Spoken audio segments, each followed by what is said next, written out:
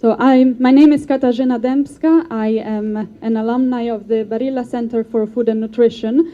And today we have talked about a lot of the issues that the world is facing today: hunger, malnutrition, obesity, food waste, sustainable agriculture. So I'm here to talk about a concrete way that you can contribute to the sustainability of the food system by presenting you the BCFN Young Earth Solutions contest. Let's start with a video that is pointing out the highlights of the 2014 edition.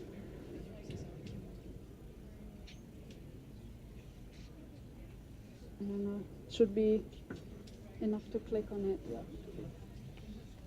I'm clicking.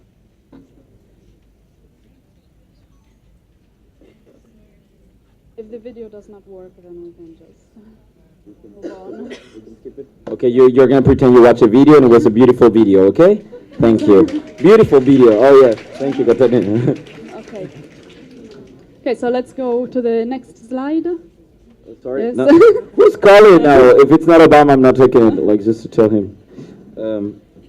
Is this one your self-experience? Yes. Okay. So first of all, I'm going to talk to you about my experience. I participated in the contest in 2012. I proposed an idea on sustainability in the food service in schools. So applying the water footprint in the school service by measuring the water impact of the meals that not one single individual eats at lunch or at dinner, but hundreds and even thousands of individuals. And the conclusion obviously was that by choosing a menu that had vegetable protein, so beans and pasta, rather than meat in the menu, reduced significantly the impact on the water resources. So mine was really an amazing experience. I submitted the idea, but then I really did not think much about that until they called me for actually presenting my idea at the International Forum. And this year, the forum is actually going to be hosted within Expo 2015, so I strongly encourage you to participate, because this year the audience is going to be even more international. And why it was a great experience? Well, because how many of you maybe have great ideas, proposals, but you don't have the right environment to communicate it, and without communicating your idea, it's as if the idea did not even exist. So this is a great opportunity to communicate. What are your thoughts on sustainability?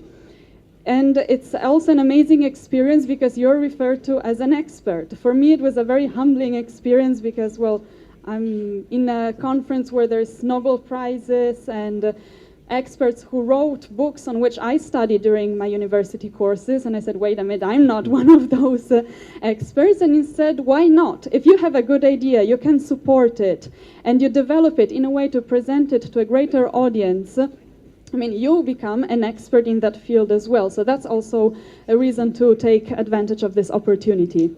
Okay, we can go to the next slide. I participated, as I said, 3 years ago, and this was also an opportunity to cooperate with the Barilla Center for Food and Nutrition. So now I'm one of the ambassadors. I cooperated with the Milan Protocol and now promoting the contest together with my other colleagues that all have been part of the contest, even if they did not win the first prize. So that's also a great opportunity for if you're looking for a job in the nutrition and sustainability field. Yes, next. So what is the Barilla Center for Food and Nutrition? I think you all know the Barilla company that produces pasta. This is an independent foundation, so it's independent from the company that is on the market. And the objective of this independent foundation is to give scientific contributions to the community. A community that can be of academic members, of students, of the general public. And it's a meeting point basically for anyone who has an interest in the food and the sustainability topics. So here is how the foundation is organized. We have the board of directors, among which, for example, is Carlo Pertini, who is chairman and founder of Slow Food in Italy, Paolo De Castro and Alberto Grando. And then we have the advisory board, so independent members of the scientific community who are, for example, founders of the Food Think Tank, if you are familiar with that, as well as members of the universities in Italy. So let's start from the problem. What are the main issues that the world is facing today? Well, there's really plenty of them, and we have to reflect on the solutions. First of all, we have climate change that is reducing the surface of available for cultivation, so that means that we will have less land to grow crops.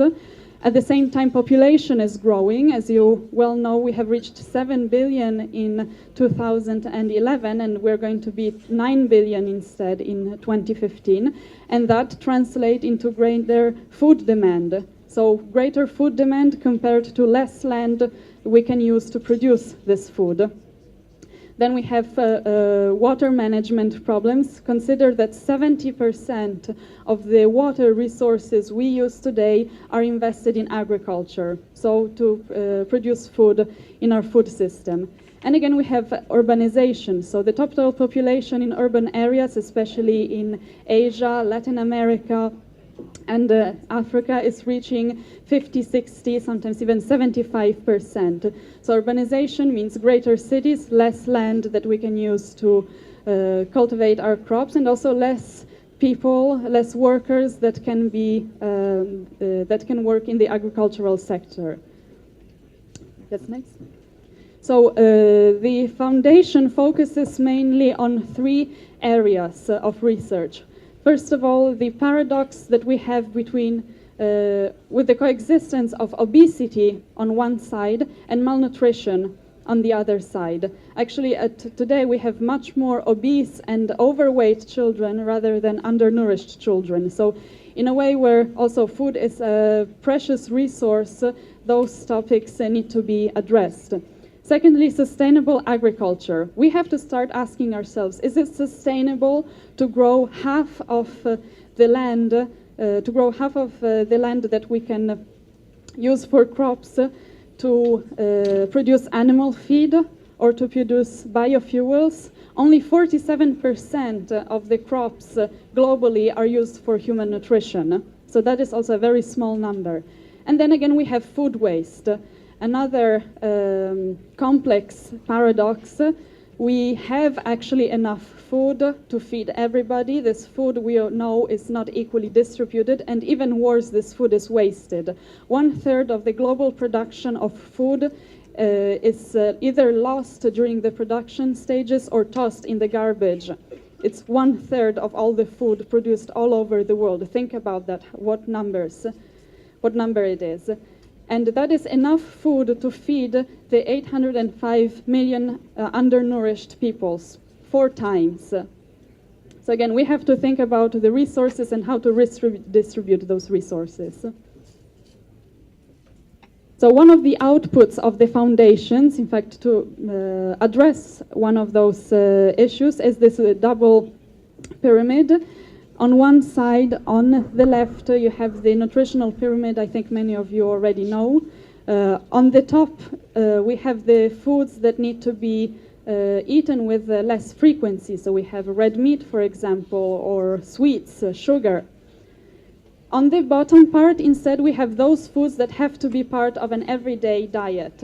So fruits, vegetables, grains, olive oil, or at least in Italy, it's definitely part of an everyday diet. And then we have proteins, lean proteins like white meat or fish, dairy, eggs, and so forth. The foods that are recommended by nutritionists all over the world that need to be eaten more frequently are also those with a lower impact on the environment. So you can see the pyramid instead on the right side. You see how the bottom, it's a reversed pyramid. On the bottom, the fruits and vegetables have the lower impact, need less water, less land, less resources to be produced.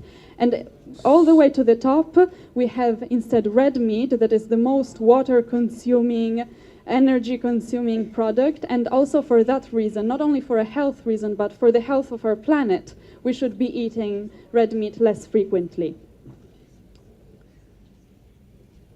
The major scientific research and outputs of the scientific community all over the world can be presented during the International Forum on Food and Nutrition, which is held each year in Milan. As I anticipated before, in 2015, the International Forum will be held in the Expo within the Padiglione Italia on October 23rd, 2015, so also keep in mind that date. During those meetings, we have 60 international speakers, the BCFN Yes competition finalists that present their ideas, more than 1,500 live participants, as well as 3,500 participants instead that participate via streaming. So again, let's go back to the competition. So now that we have talked about the issues that the world is facing, maybe some of you have already started to think, how can I contribute to try to solve those problems? Well, yes, again, as I said, maybe you have an idea, but you also need an environment to make your idea grow. So the BCFN Yes contest is a perfect setting. So young researchers, young students from all over the world are all invited to participate.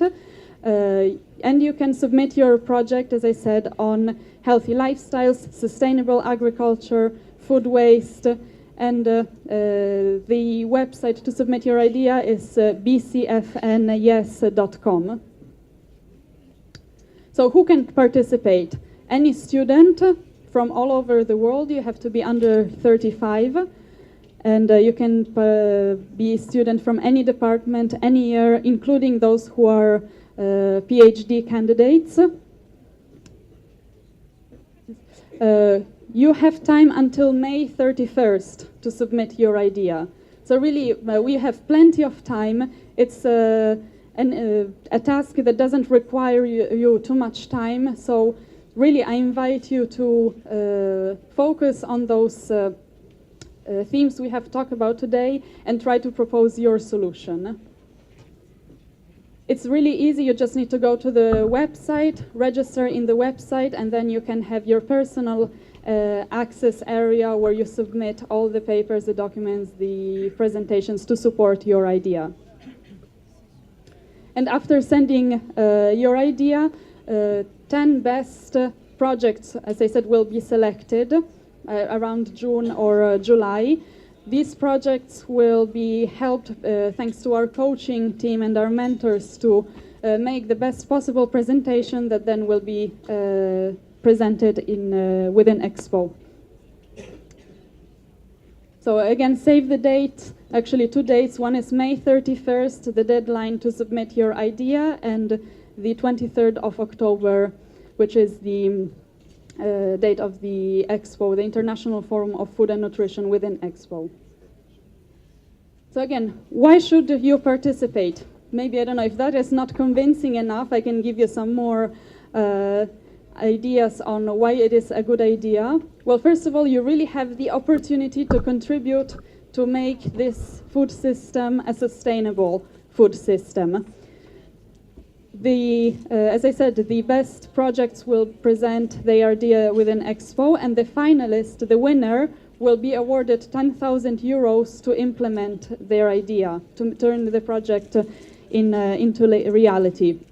Then all of the participants that got into the final selection will be part of the alumni group.